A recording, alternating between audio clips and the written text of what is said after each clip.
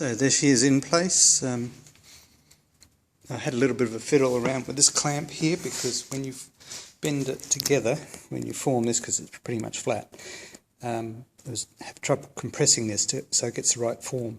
So I just used a like a carpenter's clamp there and held the extension out and clamped it together just without the bolt and nut, just off the side.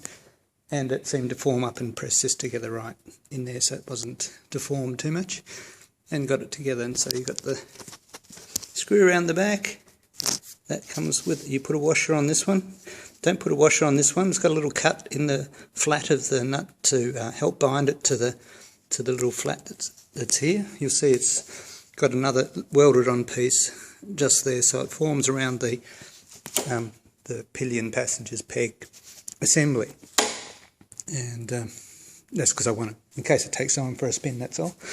And down the bottom, I've got a spring on. There's a rubber boot that comes with this to help stop the vibration and rattle. This is a sliding fit on here, so it slips over nice, and the spring's there to hold it, make sure it stays in place.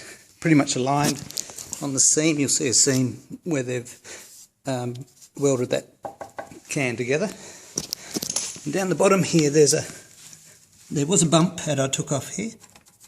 I think I mentioned that earlier, and I just split the exhaust sealer and put it on the outside of the MIVV supplied extension, and it worked quite nicely, and I've clamped that up nice and tight within the recommended torque. So don't bust your bolt, don't make it too loose, and I'll check it a few times, early on, because the burning exhaust gets nice and hot and cools down again, so it's going to get some looseness about it. The tools I used were just the 13mm ringy to help hold the back of this thing here, and it's a 6mm Allen key, 5mm and a 4mm for my fairing bolts.